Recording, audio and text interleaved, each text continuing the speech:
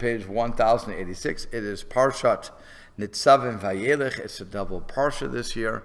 And as you noticed, that the Haftorah, I'll just say it for everybody, is in Parshat Netzavim and not in Vayelech. Normally we go Vayelech.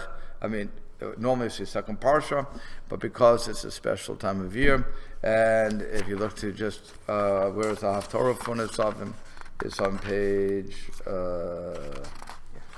where would it be? Just very quickly. It would be on page, it is on, not would be, but it's on page 1202. So if you just fly to 1202, you'll see that this is 1202. I have to get there.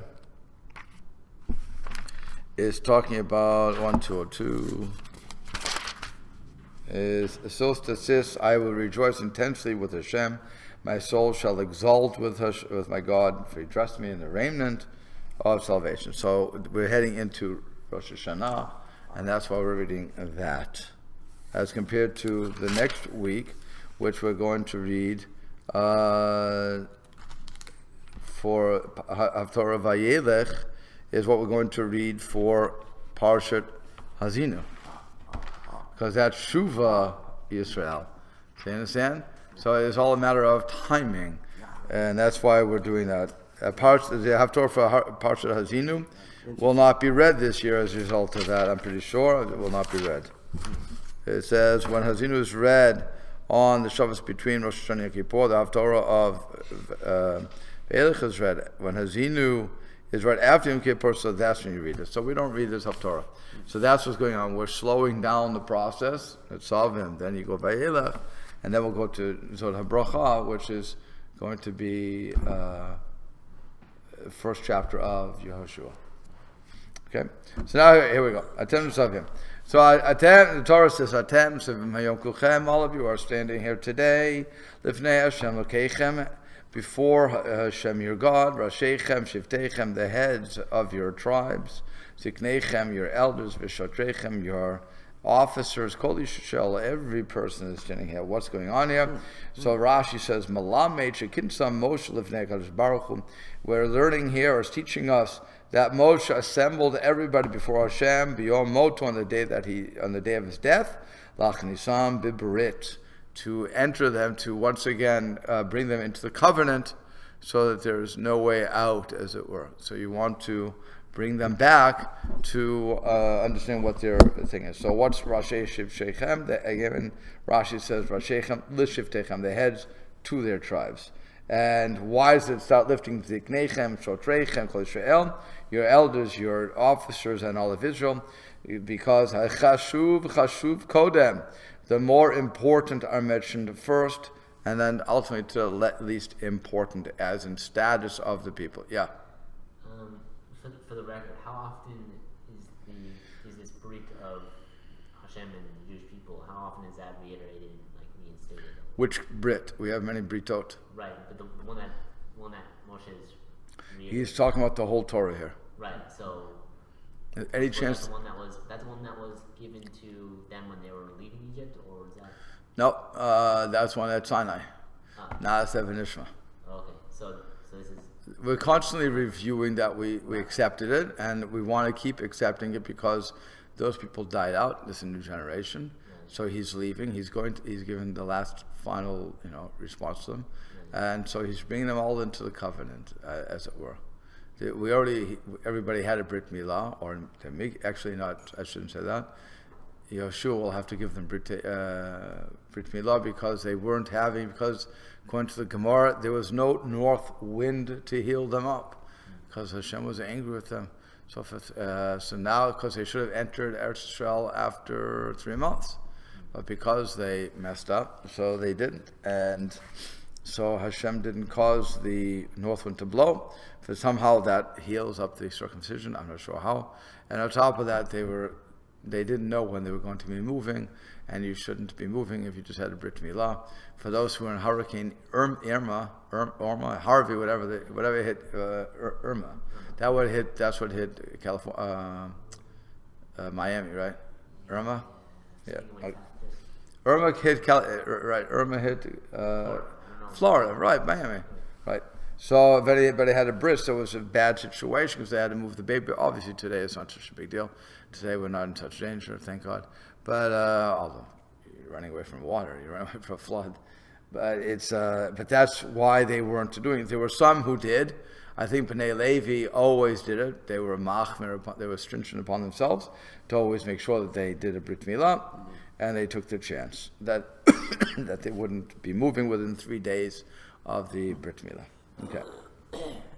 Then it continues. The list continues on. Tapchem, your children, the sheikhem, your wives, gircha, your proselytes, shivakera machanecha, that is in the midst of your camps. From the ewers of wood ad shoev until the drawers of water. So Rashi says, who are these? Explains who are these chotev etzecha, these ewers of wood. An interesting case says Malamid Shabo Canaanim Likayer b'mei Moshe, that the Canaanites, some Canaanites came to convert in the days of Moshe. Keder Shabao Givonim b'mei Yeshua, just as the Givonim would come to the people in the days of Joshua. And so just as it says with the Givonim, that they came with trickery. So, and what happens when Joshua makes some water carriers? So also Moshe made these people water carriers. Not to say that Moshe was tricked, chas v'shalom, because he was speaking to God face to face, as it were. But nonetheless, so he immediately makes them water carriers and wood ewers. These people who wanted to convert, they wouldn't be given full status. That's the point. Then it says to bring them into, or to pass them into the Brit of Hashem, the covenant of Hashem your God, and into the curse. That Hashem is writing with you today. That's cutting with you today. Excuse me. So Rashi says, what is it? It's the language to pass through the Brit. It's just the language how Hebrew works. And so he says, mechitz mikan. He made a division here and a division there. And they would walk in between those two divisions, and that was passing between the covenant, as it were. And that's what you see from Avram Avinu, when also in Jeremiah they did the same thing, where they would split the cow and walk in between the pieces, and that was how you solidified the contract. Remember, the Brit is a contract. So we have a contract with Hashem. That's the first aliyah, by the way, in case anybody's watching. Okay, for Netzavim. Now, the question is, Rashi says, what's going on here with the word Atem Netzavim? I think he brings it here. Where is it? I'll just give it to you. Oh, here. It is here. It's in his, I can read the English.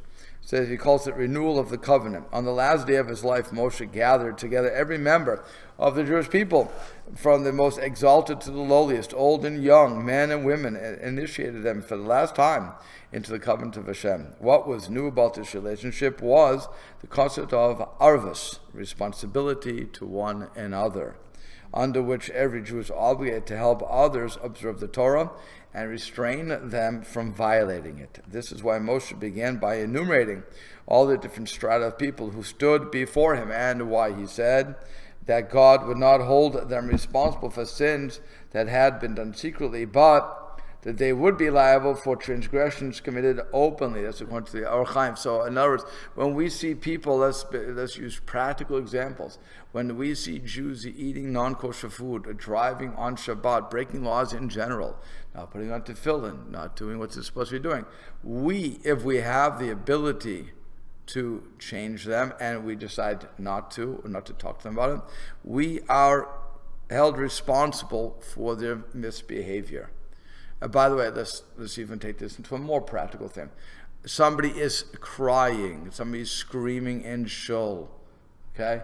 It's not the rabbi's job to go over and stop the nonsense. It's everybody's job to try to stop the nonsense. Somebody is speaking while we're davening. It's not the rabbi's job to bang on the pulpit or to go shh or whatever. It is everybody's job to do that. That's arvus. That is responsibility. If you leave it to the other guy, somebody else will do it, then you're missing the point of being responsible for the other guy. We are responsible, and we have the ability to change it, and we decide not to, we are held guilty for that in the eyes of God. So it's not such a thing that we should kick away. It really is a very serious situation. On the other hand, I do not have the power to do anything, so I should probably just say something, unless it's going to turn the person totally off. Again, you have to be careful with rebuke in any moment, as we know from this place where you rebuke somebody and they end up, I will never come back here, blah, blah, blah. All the stupidity goes with that, and the people who I'm talking to, you know who I am. I'm not saying names, but it's that's what happens. In every shul you have the same, every church, shul, everywhere you have. If somebody says looks at you the wrong way, religion is not necessary for them, they feel, and they no longer have to participate in the group. If their boss would look at them the same way or say even worse things, they would take it, they would be humbled, and they would say, give me more. Hit me again, sir, hit me again. That's how it works. Okay, they're like a beaten wife when it comes to that. But that's what we're not supposed to do. We're supposed to be caring about what each other does and making sure that we're all doing the proper thing. And so therefore, when you're doing the improper thing and somebody says, that's not proper, you shouldn't argue with them. Unless, you can always try to defend yourself, I guess, but you should take the musar for what it is. And if they are correct and you are acting improperly, then you should stop the action, period, and do tshuva. Okay?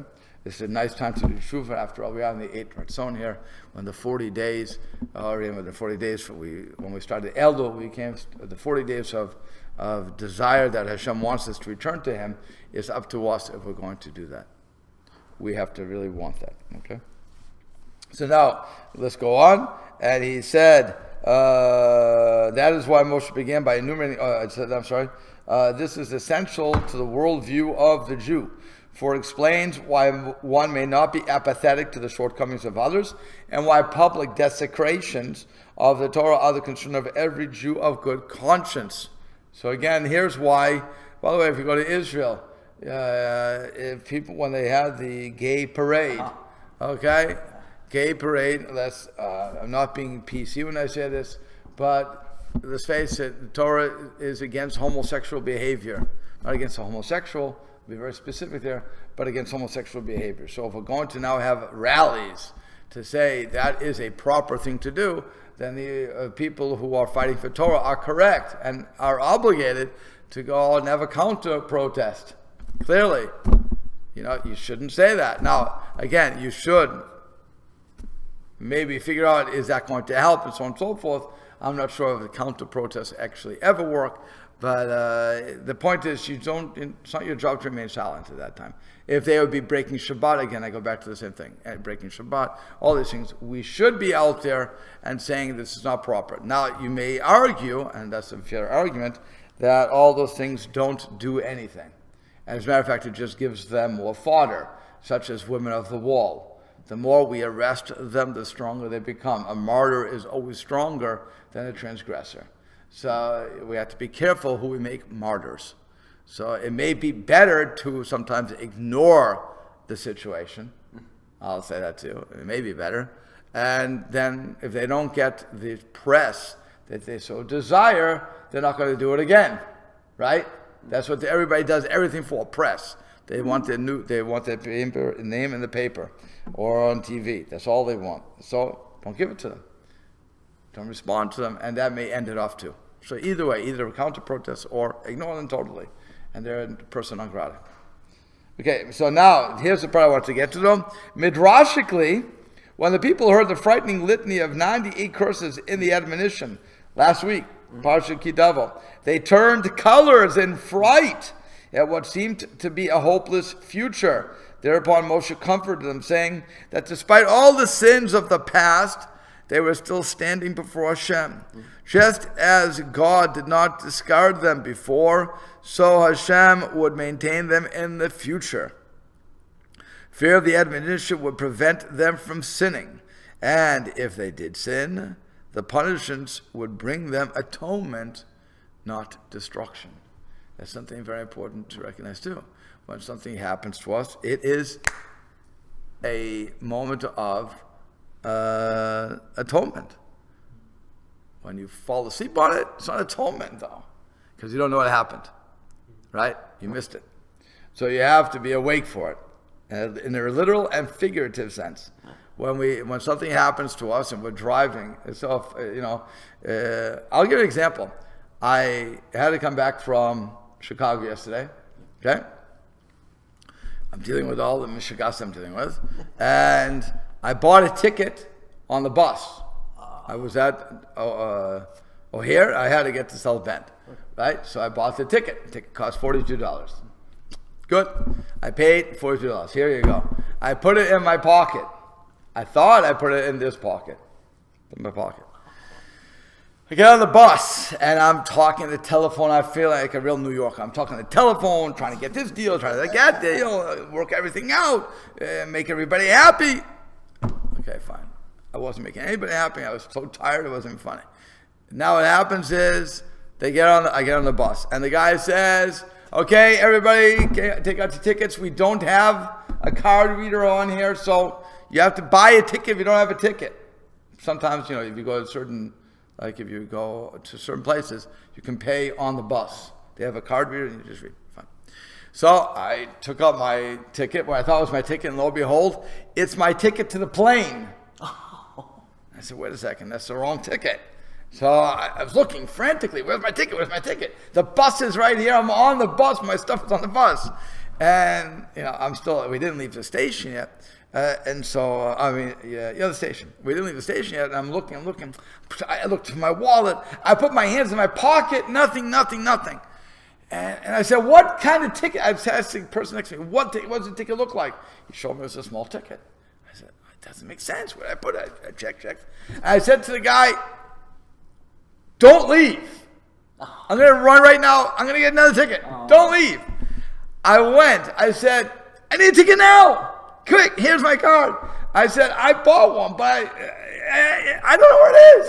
She said, and I said, you can look. She said, I don't care what you did. Once it leaves this side of the counter, it's your responsibility. $42. I spent another $42. Oh. Give me $40, and I gave him the ticket here. I got on the bus. Oh. Okay. And I was thinking, where did I put it? And the guy said to me, who was behind me, he said, you'll find it. Sooner or later, you'll find it. Then you'll kill yourself. Yeah. So I'll kill myself. It's $42. It's a kapara, but fine. And I looked a couple more times. I couldn't find it. Really? Couldn't find it. I said, I must have lost it. Who knows? Because I was talking to the telephone. I was multitasking. And as you all have learned, men don't multitask. Men are very focused, and we have to we put blinders on. Women can do 1,000 things at once and know where everything is. Men, we're little robots. Okay, so some people can multitask. Good for you. I wasn't doing a good job on 10-hour sleep for 3 days. Okay, fine, but it's that's what it was. So what happens? I come home, and I needed to. I relax, so I put my hands, because I was throwing my pants into the hamper, put my hands in my left. I never put anything in my left pocket. It's not my side. My side is my right. I never put it in my left. I put it in my left. I took it out and I said, darn! Here's a ticket! Now, the one thing is, by the way, if anybody is taking the bus, I can give them the ticket. They can be $40, I guess, but Is it still good, or? It should be still good. It's a ticket. So, okay. But it's, maybe they're calling me for the ticket, I don't know. But like I said, but can you imagine? Here it was. That is Hashem's atonement. Whatever I did wrong, okay? There was an easy way for Hashem to punish me. Mm-hmm. What's the matter? I just knew that. Something for the farm. Okay. That is what Hashem was doing. He was giving me a little punch for whatever I did wrong. I don't know what I did wrong. It's something, obviously money-wise, I did something wrong. But it was the Agmas Nefesh to figure out where's the ticket. And then when I get home, lo and behold, again, wrong ticket. That, boom, boom. That's a nice smack on you. And now, if I just ignore it and say, it happens, I've lost the opportunity that Hashem gave me. Here he hit me, and he said, I'm using the word hit, but here he punished me in some manner, and lo and behold, it's, again, I hope it was a kapara, but if I think it's a kapara, if I look at that, instead of just, what an idiot I was, it wasn't the wrong pocket, it's my fault, my stupidity. No, that was Hashem doing that to give me to worry, to have to get off the bus, bite it, and get back, and humble myself, as it were, to say, but I just bought it. And for her to tell me, I can't do anything, you're behind there. Yeah.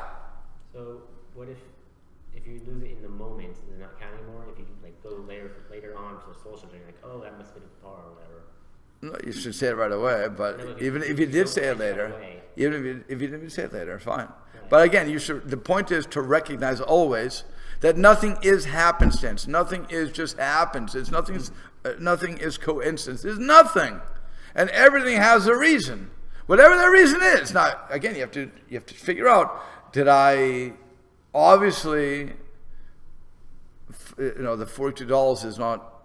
Maybe there's something lemon bait there. No, that would be 32. Man bait. I don't know. Maybe bomb with them. I mean with them. I don't know. You have to think, what could it be? Was it money? It wasn't tzedakah. It wasn't a matter of I didn't give enough tzedakah. That I can guarantee you. But it's certainly not $42 worth. Okay, that Hashem is telling me to give to the bus station, who doesn't need my money anyway. Okay, they're rich enough without me. But it was something that Hashem was saying, you need to waste your money and waste your time and run off the bus and be worried that something's going to happen more. Whatever the reason is. So again, I have to do tshuva for that, whatever that tshuva is. But regardless of that, as long as I recognize it's like that, and by the way, it could be a kiss too. It could be that I didn't do anything wrong. And that Hashem is just, giving me Yisron Shel Ava. That He's giving me punishments or tests from love. Do I really think it's from God? Do I really recognize it's from God? To raise me up higher. Could be that. I don't know. I think I can safely say that it probably was more than the other way. Because who knows? Hopefully it would be the other way, that He did it from love. And I didn't do anything wrong, that I should deserve it. But that's the point. That we have to look at it like that. And that's why when things happen, and that's what he's saying here, that despite all the sins, we're still there. And so the punishments bring atonement. They don't bring destruction. I wasn't destroyed, thank God for that. Okay, so I lost $42. Like I said, I have to look at the ticket to see. I think it is usable. I'm not sure if it's only usable from Chicago to, maybe that may be 202. It may only be from Chicago to South Bend. So that way you have to get back there. But I think you can probably use it again. I doubt that they're time bound. Okay. But that would be a different story. Maybe Hashem was telling me I have to go back to Chicago. I don't know. Yeah. Use more silver polish? I do not. No. Okay. So, and then it continues to say, Laman hakim otcha. So in order that He will establish with you Hayom lo la'am, this day to establish you this day as the people to Him, and He will be to you for God, like as when He spoke to you, and as He swore, or when He swore to your fathers. Who are your forefathers? Avram, Yitzchak, and Yaakov. So what happens? So Rashi explains the man hakim otcha hayom lo la'am kol kach hu nichnas l'troch leman kayem otcha v'fanav ha'am. So much did he did they enter to trouble themselves in order to establish with you before Him as a nation, and He will be to you for God. The future as according to what He spoke to you and what He swore to your forefathers. And here's the very important thing: they're all important, but that Hashem will not exchange their seed, the Jewish people, for another nation. When all these all the Christians and all the Muslims and everybody else says, we are the new chosen people. Wrong. To quote our president, wrong. That was his famous thing. Wrong. No, wrong. Okay, it's wrong, according to this. This is what the Pasuk is saying. He will be to you for God, just as he swore to you, as he swore to your forefathers. Never, ever to exchange us. We can never be replaced. We're irreplaceable. Okay. And l'chachu oshertchem b'shavuot hallelu shlo taknetu acher hu en yichol have yivadel mikem. And that's why he made it with a shavu, with an oath, this oath, that so even if they would anger him, he cannot separate from them. That's the point. And we can anger God, not that we should, it's a stupid thing to do, but if we do anger God by not doing what we should be doing, and again, you have a whole bunch of things we shouldn't be doing. Okay, when we do that, and the more educated we become, let's be quite honest and quite clear, the more honest, or the more educated we become, the more culpable we become. So for the Orthodox people who are keeping kosher, who are studying Torah all day, and cheating business, or speak Lashon Hara, or anything else like that, so they are worse than the conservative Reform Jew who drive on Shabbat because their rabbi told them they can, or because they don't know about Shabbat. They're not culpable like we are. Let's understand that. The more you learn, and by the way, for the conservative rabbinate, the more they learn, or whoever the rabbis, the more educated they become, the more they become culpable. You know, it's an interesting on the chat, on these chats from the conservative movement. You're like, oh, you have to go. Yeah. That's the point? Okay. A very cute thing. So some of us are saying, why do we have to know when Shemitah is? So the guy said, Shemitah, leave me alone, it's all rabbinic. So I really want to say to him, and again, this is all the conservative people out there, whole Torah is written by man. Why are you making a distinction between Torah being written versus rabbinics? It's all rabbinic in the end. So I didn't understand the comment. I didn't have time to write back and say, challenge that. But to all these conservative people out there who know their philosophy, I'd love to hear an answer. It's all rabbinic in the end. Okay. We'll see you at 8 o'clock. Okay. Yeah. So now what happens is, okay, and then, so Adkan Perashti Lefi Pshuto. Okay, that's, again, that was the beginning and how Rashi was explaining, just in a simple text. Then he goes into the Midrash, which we already said that the people were all afraid of the admonitions, and that's why he had to go through this to say you're all standing here today. Then it says, then Pasuk Yud Gimel, a very interesting pasuk. It says, "V'lo itchem levadchem." It's not only with you alone. Anochi created a brit hazot that I am making this covenant with you. V'yed ha'ala hazot, and this curse.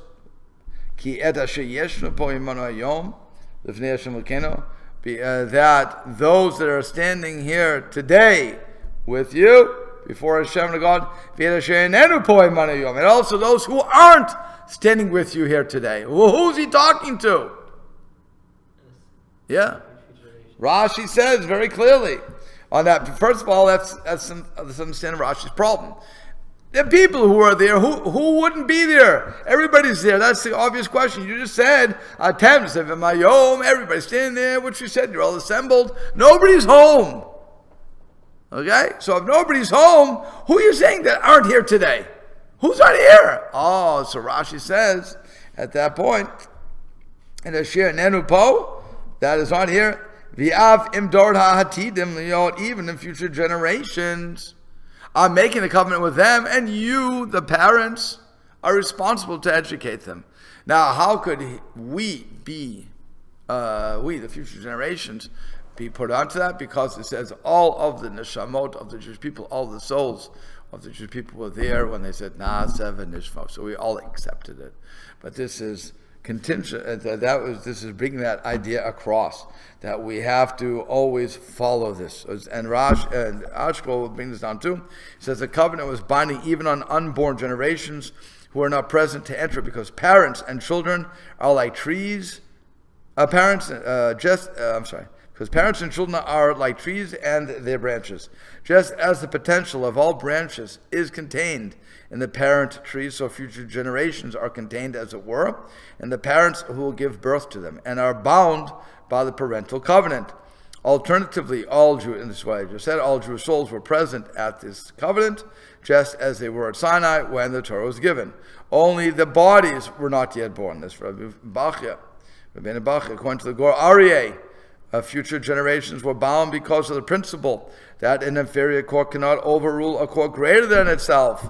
So too the court of Moshe and the nation entered into the covenant that no later generation can annul. So if somebody wants to come along and say, I'm not obligated because I wasn't there, if I was there, I wouldn't have accepted it, tough luck. You're part of the contract. That is why a Jew cannot convert out. A Jew can never change religion. Okay, so if a Jew wants to become a Christian or a Muslim or a Buddhist, and we have a lot of Jews who did accept those religions, the halacha views them as Jews who are apostates, but they're still Jews, and they will always be Jews. So that is because you can never convert out. Okay. Right. You can say you are an apple, but it doesn't make you an apple. An apple can never be an orange, and so on and so forth. There is a famous Hasidic story of the king's son who thought he was a rooster. So he would become naked and be under the table and go, cock-a-doodle-doo.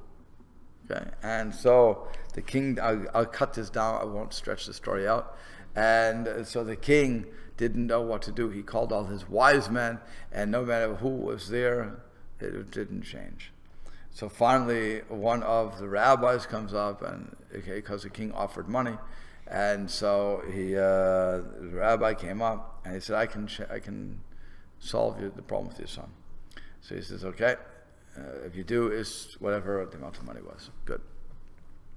So the rabbi goes under the table, he undresses, he goes under the table, he goes, cock-a-doodle-doo! And the other guy goes, cock-a-doodle-doo! And when they go cock-a-doodle-doo all along. And the king is singing, I have Meshiggah now. I have two Meshiggahs. I have one, now I have two. Okay, great. And the rabbi told him, you have to let me do my magic, okay? So he keeps doing it, and he's talking, and he's cock-a-doodle-doing. And then he says to the kid, this is getting tiring. Why don't we eat some food? So he looked and he said, you can still be a rooster. Roosters have to eat too. The guy says, it makes sense. So he says, and so roosters, look, you're a rooster, but we can eat chicken. You can eat this, you can eat vegetables, whatever it starts with, we can do this. And he says, yeah, you're right. Okay, so eat, fine. Then he brings it up to say, roosters have feathers. We can put clothes on. Oh, good point. Uses logic. Good. Then he says, you know what? Roosters also can sit at the table. So he says, yeah, he's convinced them. Sits at the table. And slowly but surely, he brings them out of being a rooster, and he says, roosters can be human beings too.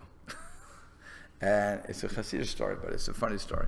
But that's basically what happens. So that's a Jew. When a Jew wants to convert out and accepts upon himself whatever religion, he's a Jew. She is a Jew. You can't convert out. You can convert in, but you can't convert out. Because we have an unbreakable covenant with God. It's a joke. What? It was a joke at a hotel. There was a joke at a hotel? You check into this hotel. No, you can check in anytime, but you can never leave. It was under the joke. It was a song. Hotel California. Okay. Yeah. On top of that, all the other, the orange apples, if you're an apple, you can't be an orange. You try to be in colors of an orange, but even all the other oranges know that you're not an orange. Right. Or you can say that my name is Phil, but I spell it Tom, but I pronounce it Phil. Right. You can do what you want. I mean, I really don't care, but people think you're Tom. Okay. And so, let's go on. Now that was, by the way, the first two Aliyahs. And it's the Aliyah, this first two Aliyahs went very fast. And, but this week, because it's double Parsha, it goes to the fourth aliyah. Okay, the first aliyah will go to the fourth. Okay, so it says ki atem yadatim, because you know that you were stationed or living in Eretz Mitzrayim, and how you passed through the midst of the nations that you passed through. Sorry. And he says on this, you saw, accordingly, you saw these nations who served idols. And maybe some people decided they want to move, they want to go with them. I mean, here you see success. See, that's the whole thing. If you see a failure, you never want to go for the failure, right? When you see people making all the successes, so they are become a role model. So you said maybe you went through all these nations and you saw that some of them were very powerful, some were very good. So you know they may want to try to convince you. The tiru et shikutzayim, and you saw their abominations. Another word for abominations. Eitz ve'evan, wood and stone, kesef v'zahav, Hashem ahem, and silver and gold that is with them. Now here's an interesting thing. Rashi picks on the words. Remember, you have this break. You have the gods, Eitz ve'evan. That's v'tiru. You're going to see them, okay? And they're out in the open. The wood and the stone are out in the open.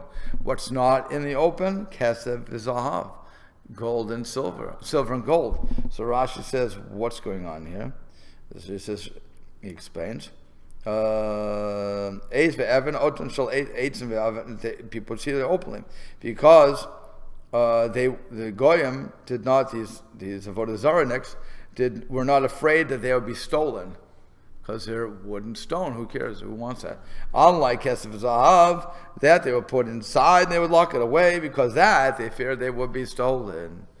So here you have these idolaters and they make their golden idols, and yet they're afraid that these golden idols will be stolen by people for the gold. Yeah. So how powerful can their gods really be? It's like the Abraham with the right. It's also, by the way, if you remember Gideon, right, from the story in Shoftim, where his father said when they want to kill Gideon for destroying everything, and he said, "Let the idols fight for themselves. They have strength. Let them fight for Dagon. Let Dagon fight for himself. What do you have to be his fighters for?" Okay, the same sort of situation. Okay, so Ten Yesh Bechem. Now, lest there be in you. The Jewish people. Isha or Isha, a man or a woman, or mishpacha or shevet, or a family or a tribe, that will turn his heart away from Hashem, your God, to go on to worship the nations, the gods of these nations. Lest there be among you a root flourishing with gall and wormwood. Rashi says, in this, lest it be within you. That's why God's making this shavua, because there may be people who will turn their hearts and not accept upon themselves this covenant. Remember, you have a large group of people. So if I shut up and I don't say anything, I don't say yes, I don't say yay or nay, so you don't know where I'm standing. So he says maybe that they wouldn't have accepted. And so the verse is announcing to the people that in a way that they can become accustomed to it and can't listen. And so it says, oh, I'm sorry. There goes the golden mic. Okay. I went too far. So he says, what is the gallwood? Shoresh megadel esav markagidim she'emarim. Okay, so it's a bitter root. So the Ramban, I believe so Ramban, learns from here that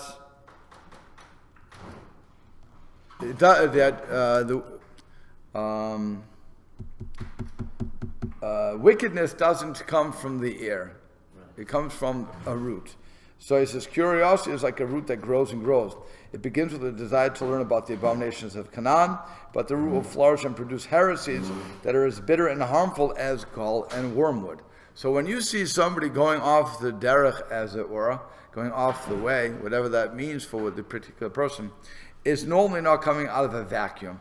It's normally that they've been exposed to something they couldn't answer, whatever the case is going to be, or their parents said something, or their grandparents.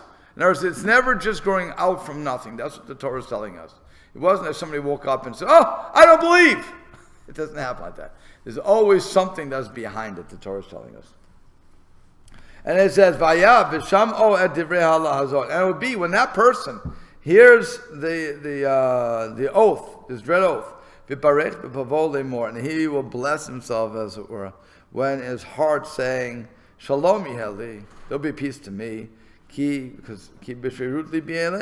because I am, even though I'm walking as my heart seems fit, thereby adding the watered upon the thirsty. So Rashi says, what does this mean? He's going to give himself a bracha. He's going to think to himself, he's good. No, these curses won't come upon me. I'm going to have peace. Because I'll go however I want. And whatever my heart desires, I'm going to do. And so he says, since they added to him these tribulations, all Masha Asa Adhena Vinohe Bishoge, on that which he was doing until now accidentally, now I'm transgressing it. So it's causing that I'm going to join now, because I'm doing it with mindset. I'm joining with the people, with doing it purposefully, and I'm now going to be paid back for everything. So, and he explains that harav, it means shogeg, and like a person who's drunk, and smeh is when he's doing it from the thirsty, is when he's doing it from with knowledge, foreknowledge, and with desire. So that you got two sides to that. I started off doing it by mistake, or shogeg, I didn't know it was wrong, and now I come to desire. The point is, though, that the next pasuk, lo yover Hashem sluchlo, Hashem will not be desirous, will not be willing to forgive him for this. Ki az yeshon af Hashem b'kanato b'ishahu. Rather, Hashem will become angry and become jealous at this person. V'rav sabo kol Allah, and he's going to cause the entire all of the curses to come to this person. That's written in this book. Hashem is going to wipe his name out from the world. Okay? And he says, so he brings down here that when it says 18, it says, peace will be with me. This is the source of disaster, the delusion that peace will be with me, so I can do as I wish without fear. Calamities can only befall other people because I didn't accept it. If I don't accept it, it can't be. If I don't accept the contract, you can't put the contract onto me. Yes, okay, that's really was the thinking. But they forgot Aravis. They forgot that we all accepted it. So they're saying, "Well, I didn't accept it. Leave me alone." But no, you didn't say. We have a very interesting ruling in the Gemaras. Shtika kahoda dami. That when I'm quiet, it's as if I accepted the situation. Okay, so that's why when something's happening, you don't just shut down. You answer that. Otherwise, you're going to think, "Oh, so you're guilty," or whatever the case is going to be. So it says the Chafetz Chaim used to say that many seem to base their lives on the foolish notion that certain kinds of people are prone to die, but not them. They are immune from physical or spiritual death. Again, that's a mistake. Then he says, thereby, so the end of that pasuk is thereby adding the water upon the thirsty. Water is a metaphor, like Rashi said, for shogeg, unintentional sin, because when a person had too much to drink, he becomes intoxicated. He may sin without being aware of what he's doing. Thirsty is a metaphor for intentional sin, because the thirsty person is rational and seeks means of satisfying his craving. Thus, the sense of the verse is that only under normal circumstances does Hashem treat unintentional sins leniently. But when a person falls prey to the delusion that he is free to do as he pleases, peace will be with me. So God holds him responsible even for the unintentional sins, since they are the result of indifference to the gravity of transgression. The punishment for those sins is then added to the punishment for his intentional sins. That's what Rashi said. The Ramban has a different approach. He interprets the verse as a warning that people should control their desires before they are overcome with lust, because once they give in to curiosity to savor the forbidden, the craving becomes stronger and stronger, so it requires ever newer and more exotic perversions to satisfy it. Thus the sense of the verse is that someone who should be aware, should beware of creeping addiction to sin. For if he sins when he is watered, again, without a strong desire, those sins will be supplemented by a more serious degree of sin, those committed out of thirst for strong stimulation and for more intense pleasure. So again, you have to be very careful. You have to try to stay away from all of those situations. Okay, we'll stop there.